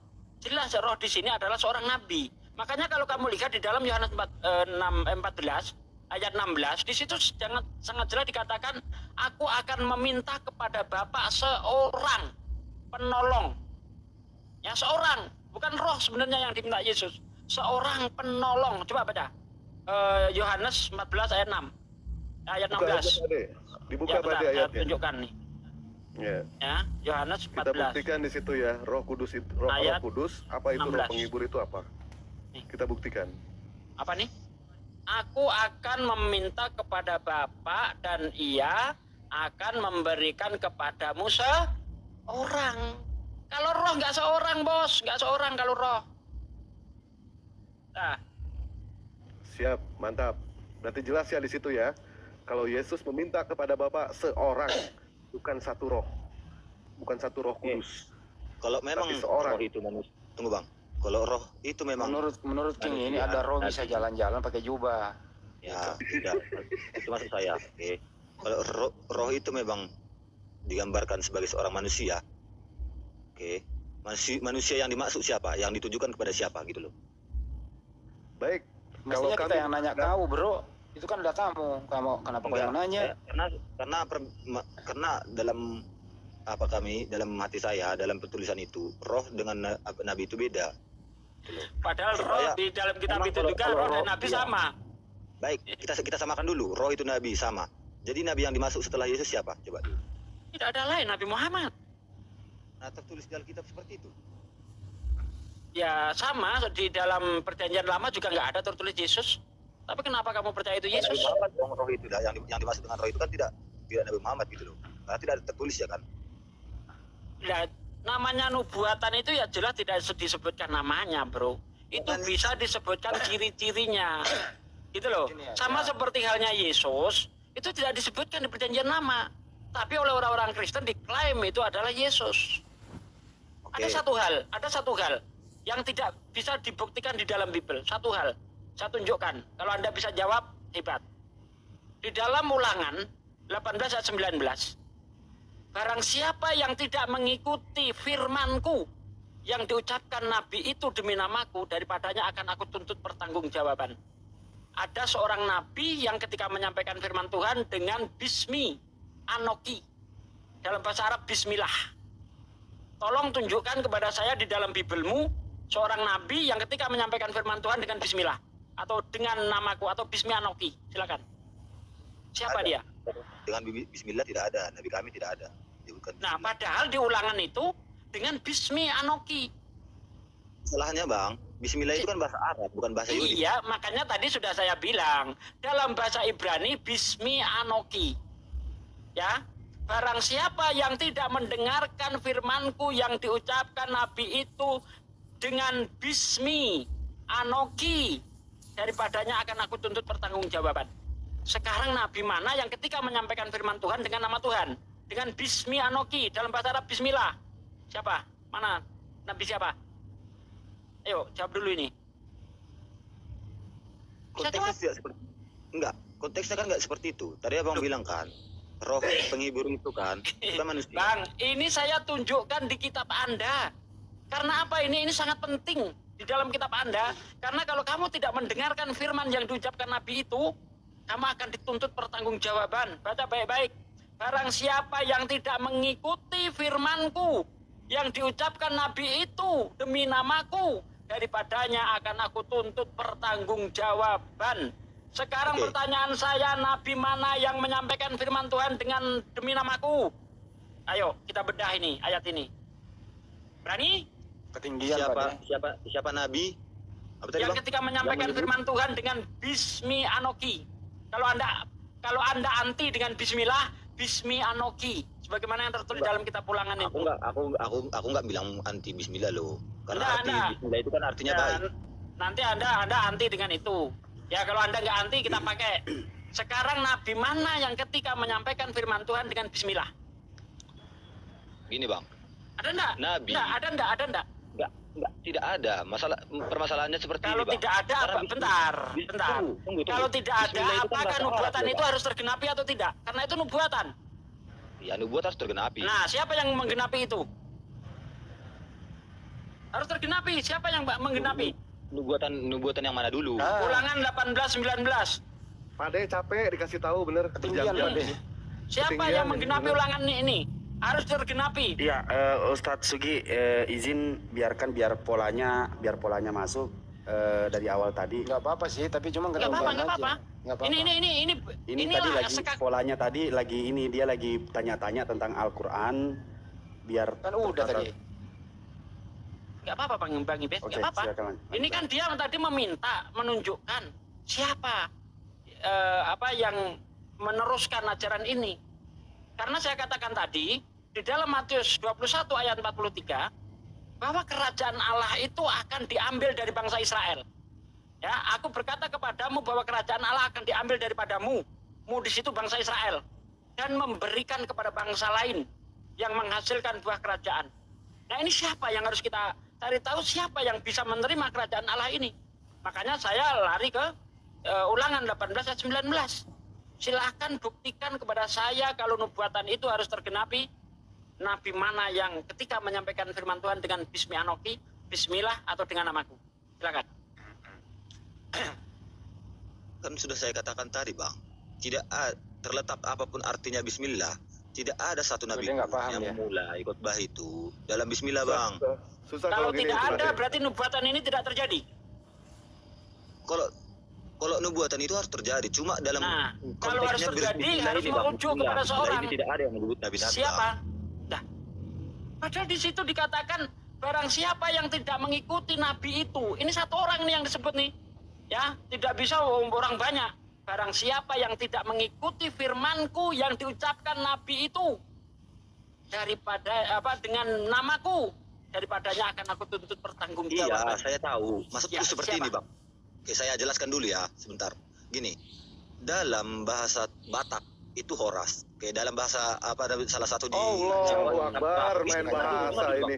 Dengar dulu. Tadi Ini sudah berkaitan- dibilang kalau Bismillah tidak mau, kita gunakan pakai bahasa Ibrani. Pak De tadi sudah memberitahu. Jangan pakai Bismi Bismillah, pakai Anoki. Ibrani aja. Ya, silahkan. Bismi Anoki apa artinya, Bang? Dengan nama Tuhan, Dengan nama Tuhan, atau dalam bahasa Arab Bismillah. dengan nama Allah kalau Arab. Yo, siapa? Ini harus tergenapi, nabi ini harus ketemu ini. Ada yang Karena menyebutkan, Bang. kenapa ini sangat penting, Bang? Karena kalau Sebenarnya- kamu tidak mendengarkan nabi itu, kamu dituntut sama Tuhan.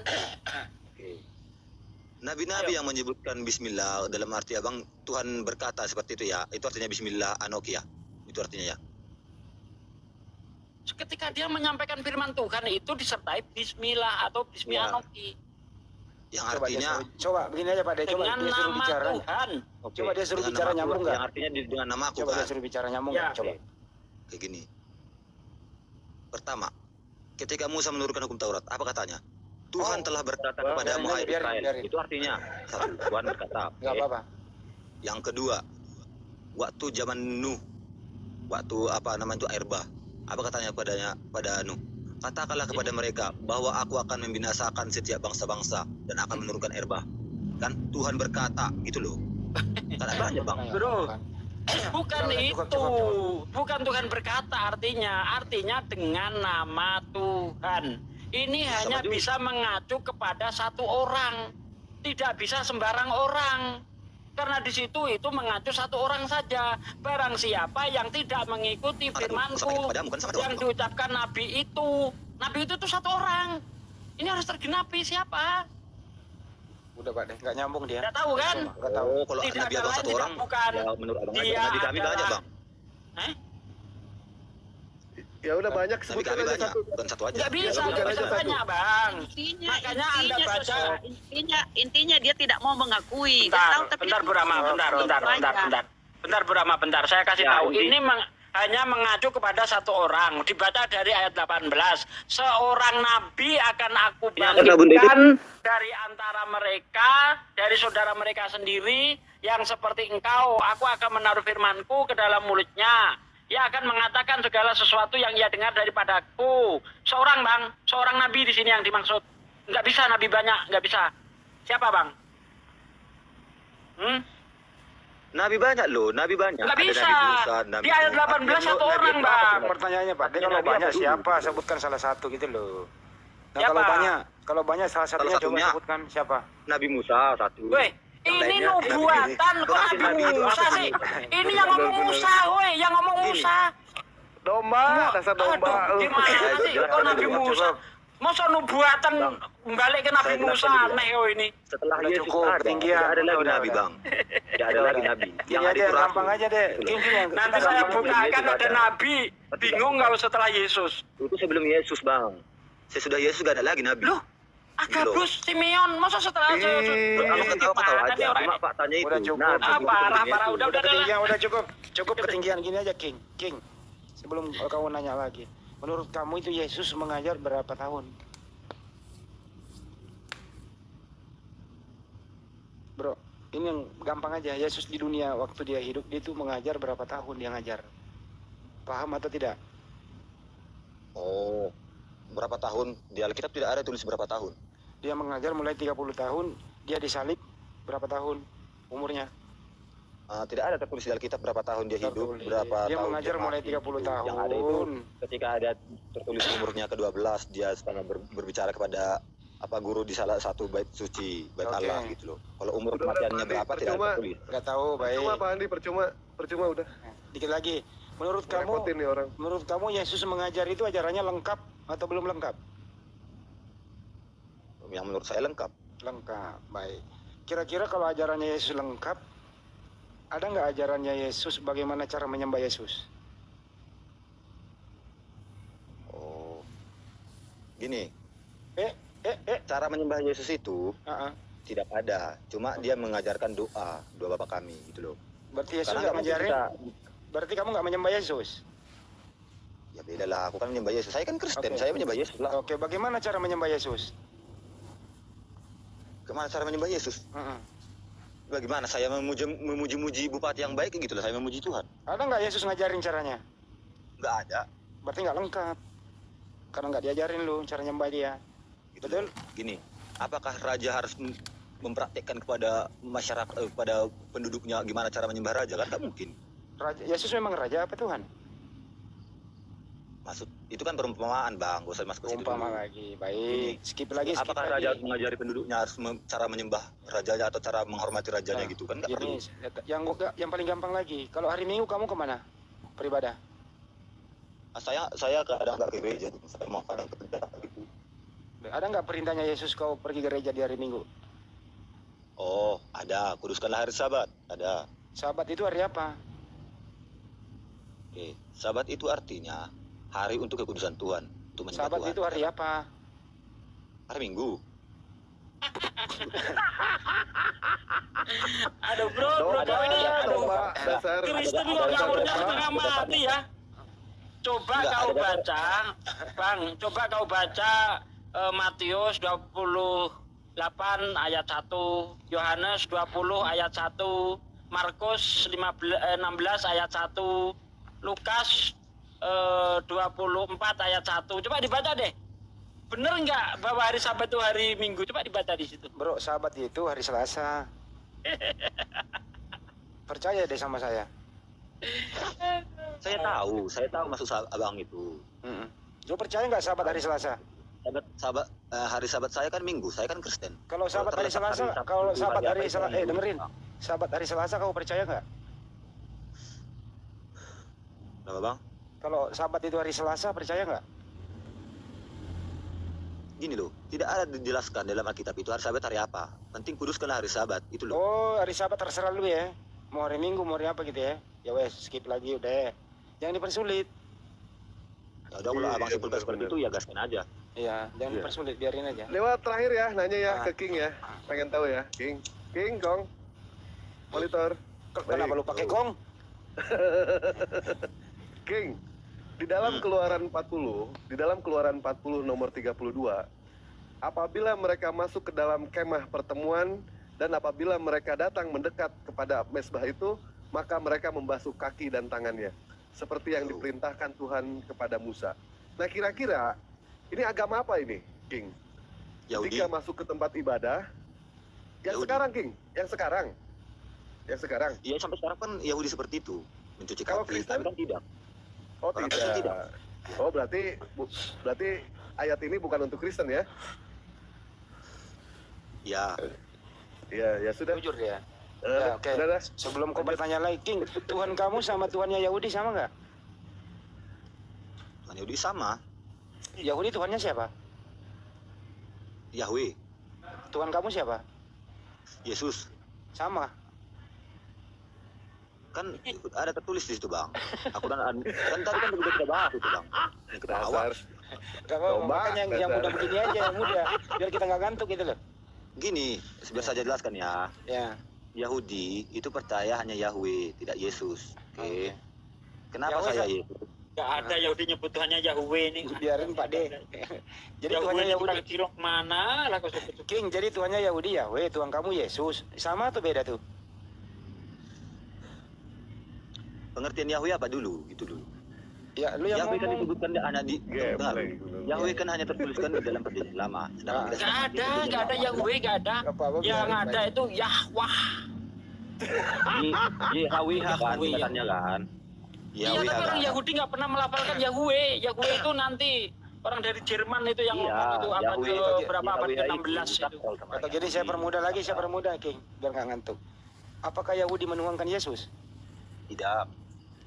Kalau kau menuhankan Yesus nggak? Iya. Tuhan kamu Yahudi sama? Iya sama. Saya ulang kembali. Saya ulang lagi. Saya ulang ya.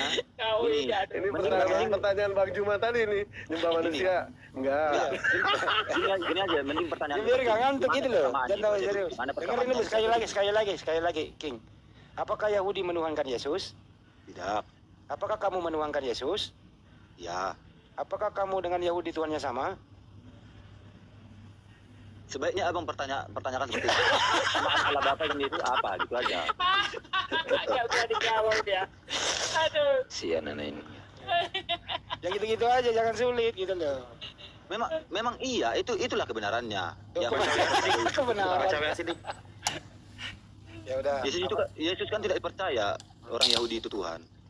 Orang Yahudi tidak percaya Yesus itu Tuhan gitu loh. Bang Rasid tadi yang mau mualaf gimana itu? Katanya jam berapa? Jam 10. Ini udah jam 1 ini. Iya, di sini nggak bakal tembus naik syahadat kalau nggak ada KTP di WA gua.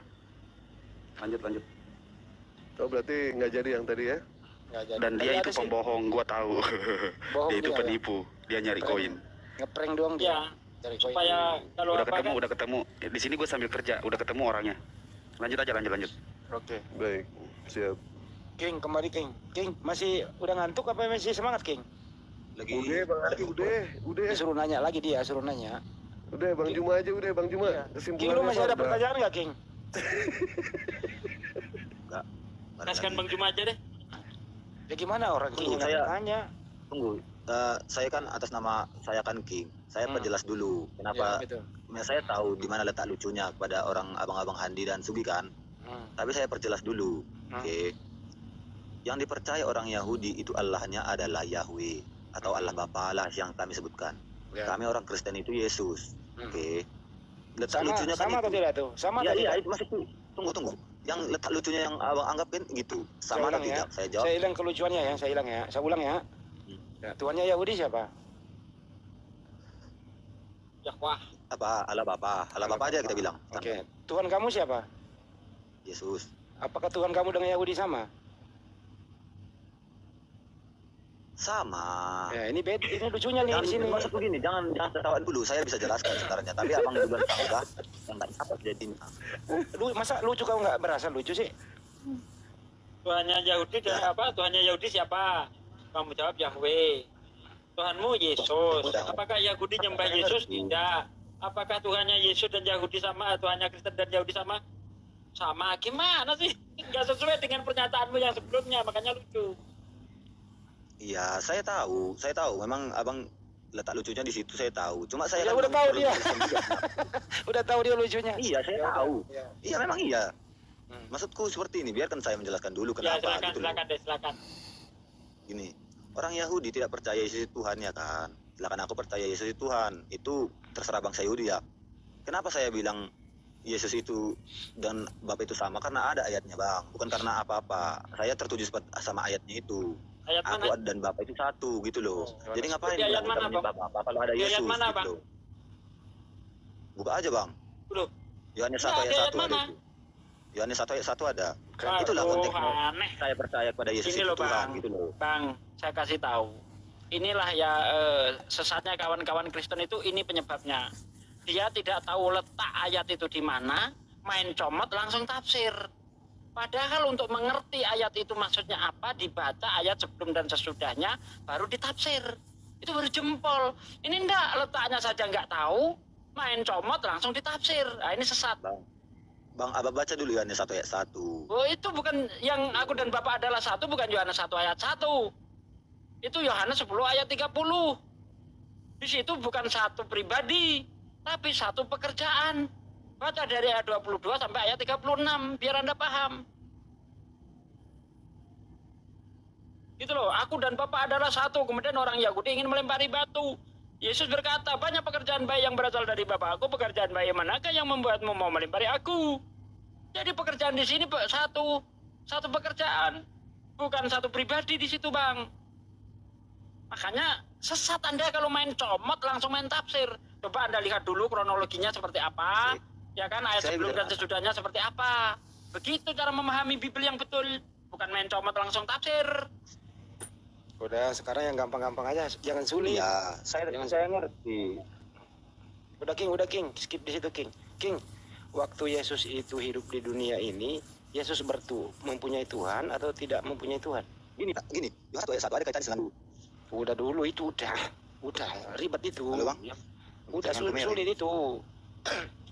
King, waktu Yesus hidup di dunia, Yesus punya Tuhan atau tidak punya Tuhan, King? Yang dia mudah-mudah tidak aja, punya King. Tuhan, tapi dia punya Bapa. Ah, gimana? Diulang. Tidak punya Tuhan tapi dia punya Bapa. Dia tidak punya Tuhan. Ah, Ya, Terus, ada ayat Alkitabnya itu. jadi Yesus tidak bertuhan. Tidak. Ateis dong. Ateis dong dia. Kalau tidak bertuhan. Jadi Yesus ateis ketika jadi manusia gitu. Pusing dia. Gini loh, Ya gimana? gak pusing, saya lagi menghisap rokok ini. Oh, Menghisap rokok Iya, itu aku- tandanya pusing. Enggak, lo dari tadi saya merokok juga, enggak pusing juga. King, kan Yesus itu berdoa, King ya? Ya King ya? Nah, dia berdoa kepada siapa? Gini, di dalam doanya dia menyebutkan Tuhan enggak? Iya, ya. Dia kan menyebutkan Bapa. Iya, Bapak itu Bapa. bukan Tuhan. Bapaknya. Iya, bukan Bapaknya tahu kan? Tuhan gitu. Wow, Pak Tony, barakallah. Bentar. Ya Allah, kaget lu bener. King, Kaget. King. Ya Allah. Kaget. Bapak itu bukan Tuhan. Jantung buatan Allah ini. Kalau buatan Korea ini jatuh nih jantung dewa ini. King, Bapak bukan Tuhan. Ayo, dijawab dong. Bang, yang menuhankan Bapa itu adalah manusia. Iya, menurut Bapak- saya tanya, Bapak bukan Tuhan, bukan? Gini aja deh. Oh, enggak, gini. Dua di taman Getsemani dia menyebutkan apa? Tuhan atau Yesus Bapa? pernah menyebut bapaknya itu sebagai Tuhan enggak? Enggak pernah. Oh enggak. Yesus pernah berkata begini, aku bersyukur kepadamu ya Bapak Tuhan, langit dan bumi. Itu gimana? Ada Tuhannya situ. Aku bersyukur padamu ya Bapa. Itunya katanya, bukan Tuhan. Enggak, aku bersyukur kepadamu ya Bapak Tuhan langit dan bumi. Ayo. Artinya itu apa? Itu dulu. Ya berarti Yesus mempunyai Tuhan pencipta langit dan bumi. Kan Bapaknya sendiri yang menciptakan langit dan bumi ya Bang, bukan Tuhannya itu. Ngerti nggak maksud saya? Itulah. Dia menyebutnya Bapa, bukan Tuhan. Oke, udah. Memang itu Bapaknya sendiri, alah ini. bukan Tuhan. Udah skip. Sulit. King, menurut kamu yang menciptakan langit dan bumi siapa? Yesus atau Bapa? Bapa, Yang kau tuhankan siapa? Yesus. Berarti Tuhanmu tidak Nih ya. mencipta langit dan bumi. Matius 11 ayat 25, kamu buka baik-baik di situ deh. Ya, pada waktu itu berkatalah Yesus, aku bersyukur kepadamu Bapa Tuhan langit dan bumi. Yesus nggak punya Tuhan di sini, kok kamu bilang dia ateis, nggak punya Tuhan, gimana sih? Coba. Bang, itu kan ada tulisannya, aku bersyukur kepadamu, ya Bapa. Oke, Tuhan Terus? langit dan bumi. Itu bukan Iya. artinya dia menyebutkan Yesus itu, oh Tuhanku, Bapakku. Tuhan itu sebagai Bapaknya gitu, bukan itu maksudnya. Jadi Aku bersyukur padamu, ya Bapa. Tuhan langit dan bumi. Itu Tuhan langit dan bumi siapa? dua kalimat yang berbeda itu loh. ya Tuhan langit dan bumi siapa? Iya, ngerti. Siapa? Begini, Coba itu kan coba itu dijawab kan dulu, kalimat yang Pak. Ayo berbeda, jujur. Siapa Tuhan langit dan bumi menurut Yesus? Siapa? Hah? Siapa? Ayo, siapa? Jaringanku merah, bentar. Jadi nggak jalan tuh merah. Padahal nggak apa-apa. Merah, nggak ada. Bentar, merah jaringanku, sumpah. Nggak ada di sini Udah kelihatan sama Bang merah. Andi aja deh. Saya nggak mau debat sama orang nggak jujur. Silakan Bang Andi, lanjut. Atau Udahlah, kalau itu kalian simpulkan ya mungkin sekarang. mau lanjutin statement close atau apa dari Bang Zuma? Silakan Gurunda. Gurunda udah tidur. Oh deh, Iya, iya. yang mengalihkan. Lanjut Gurunda. Gimana saudara Usup, masih ada yang Anda ingin tanyakan? Silakan. Tidak ada sih, mending saya dia simpan dalam hati aja. Saya udah tahu kebenarannya kok. Ayolah bertanya lagi tentang Al-Quran, tentang Islam. Nggak ada, dia udah pusing bang. Mau nanya apa lagi gitu kan? Udah pusing dia itu, bingung. Semuanya ada pertanyaan. Kenapa King? Karena Al-Quran itu bukan pertanyaan. Al-Quran itu adalah jawaban dari setiap orang yang meragukan akan ketuhanan. Silakan, Bang Juma, closing aja. Oke, baik. Jadi saudara King Usup ya, di dalam kami beriman, Islam itu adalah agama yang kemudian disempurnakan, yang datang di akhir setelah agama saudara ya. Agama Kristen itu ada di abad pertama, resmi menjadi agama kekaisaran di abad ketiga dan seterusnya. Namun ada hal yang menguatkan iman kami sebagai seorang Muslim, yang kemudian mungkin perlu juga saudara tahu sebagai orang yang berdampingan dengan umat Islam yang mayoritas di negara kita ini. Bahwasanya kitab suci Al-Quranul Karim menerangkan, Bismillahirrahmanirrahim, wa minhum ummiyuna la ya'lamuna al-kitaba illa amaniya wa inhum illa yazunnun. Dan di antara mereka ada yang buta huruf, tidak memahami kitab Taurat kecuali hanya berangan-angan, dan mereka hanya menduga-duga.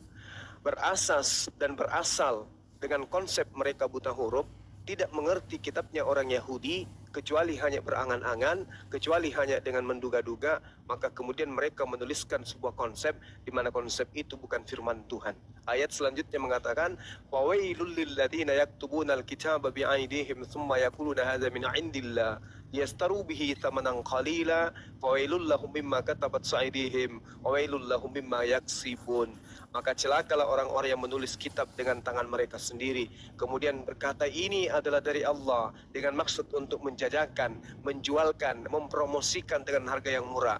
Maka celakalah mereka karena tulisan tangan mereka sendiri, dan celakalah mereka karena apa yang mereka perbuat. Siapa yang dimaksud oleh Al-Quran ini? Saudara harus memahami bahwa konsep yang saya uraikan tadi, Orde Lama, Orde Baru, dan Reformasi, yang kemudian kita hadapi di dalam kehidupan berbangsa dan bernegara. Orde Baru bercerita tentang Orde Lama, itu adalah hal yang manusiawi, wajar. Reformasi berbicara tentang Orde Lama dan Orde Baru, itu adalah konsep yang benar. Maka Al-Quran datang, ketika ia datang, dia berbicara tentang kitab-kitab yang datang sebelumnya. Nah, apa yang diceritakan surah Al-Baqarah ini adalah bercerita tentang kitab saudara. Bercerita tentang kitab yang dibuat oleh penulis kitab saudara, yang Al-Quran mengatakan mereka buta huruf, mereka nggak ngerti Taurat, tapi mereka menerka-nerka Taurat itu sendiri seperti apa. Mereka mencocok-cocokkan Taurat itu seperti apa, sehingga muncul. Maka saya tertarik sebagai apologet, kemudian saya tertarik. Ini Al-Quran asal tuduh kayaknya. Izinkan saya ya Allah, berikan petunjuk kepada saya ya Allah, aku ingin tahu kebenaran Quranmu ini. Maka sampailah dia suatu hari, saya menemukan data di dalam kitab saudara. Karena berniatnya untuk mencari kebenaran Al-Quran, saya buka kitab saudara. Saya menemukan Lukas 22, 24, nomor 44, 45 dan 46. Di situ diterangkan begini. Ada tertulis tentang aku bahwa Mesias akan mati dan bangkit pada hari ketiga. Dan itu tertulisnya di Taurat. Saya sebagai Muslim mau mencari Taurat, tidak ada. Saya mau cari di mana Taurat ini, kitabnya Nabi Musa ini tertulis di mana? Pernah saya pesan, tapi ternyata yang muncul, yang sampai ke rumah itu tafsiran daripada Mazmur Daud, bukan Taurat. Sehingga pada masa itu saya belajar, oh ini Taurat mungkin adalah perjanjian lama. Baca dari kitab Kejadian sampai kepada 5 kitab Nabi Musa yang ada di dalam kitab. Ternyata tidak ada tertulis tentang Mesias mati dan bangkit pada hari ketiga di dalam kitab perjanjian lama itu. Maka iman saya semakin tebal ketika dikatakan bahwa mereka tidak mengerti kitab Taurat, nggak paham kitab Taurat, kecuali hanya berangan-angan dan menduga-duga. Lalu ayat selanjutnya seperti itu tadi. Celakalah mereka yang menulis kitab buku dengan tangan mereka sendiri, lalu mengatakan itu dari Allah. Rupa-rupanya Bung, setelah saya meniti dan mempelajari, Yesus sebagai penyampai firman, Tapi kok bisa-bisanya Paulus juga ikut berfirman di dalam kitab saudara. Yesus tidak berkata-kata dari dirinya sendiri, melainkan apa yang dikatakan adalah apa yang difirmankan oleh Tuhan kepada dirinya. Dia tidak berkata-kata. Itu diterangkan dalam kitab saudara. Di dalam Yohanes 12 nomor 49. Aku tidak berkata-kata dari diriku sendiri. Apa yang aku katakan adalah apa yang diperintahkan oleh Tuhan untuk aku katakan. Tapi saya menemukan sesuatu yang ganjil. Di dalam kitab saudara, ternyata Paulus juga itu berfirman. Di mana datanya? Coba saudara kalau ada Bible di situ, Anda buka di 1 Korintus 7 nomor 26 dan nomor 40. Di data nomor 26-nya dikatakan, aku berpendapat. Berarti Paulus ini berpendapat, berarti dia berfirman karena bercerita tentang kehendaknya, bukan bercerita tentang apa yang dituliskan, apa yang disampaikan di dalam 2 Petrus bahwa 2 Korintus bahwa apa yang diwahyukan oleh Tuhan adalah baik, apa yang diilhamkan oleh dituliskan oleh ilham dari Tuhan itu adalah baik untuk mengajar. Nah, ternyata di situ Paulus mengatakan aku berpendapat. Artinya kalau Paulus yang berpendapat itu murni dari dirinya sendiri. Dengan demikian Paulus ini juga berfirman atau Paulus ini bersabda, padahal dia bukan Tuhan. Bahkan sebagai nabi juga dia bukan katanya. Aku berpendapat. Dalam bahasa Yunani dijelaskan nomezo. Nomezo itu artinya aku berpikir, aku beranggapan, aku mempunyai sangkaan. Itu yang ada diterangkan dalam kitab 1 Korintus 7 nomor 26. Artinya bahwa Al-Quran tidak salah dengan mengatakan mereka menuliskan sebuah kitab dengan tangan mereka sendiri, lalu mengatakan itu dari Tuhan, padahal itu bukan dari Tuhan. Apa buktinya? Paulus bukan nabi, tapi dia mengatakan, aku nomizo, aku berpendapat, aku menyangka, aku berpikir, aku beranggapan. Jelas, itu bukan firman Tuhan. Karena ini adalah bersumber dari dirinya sendiri.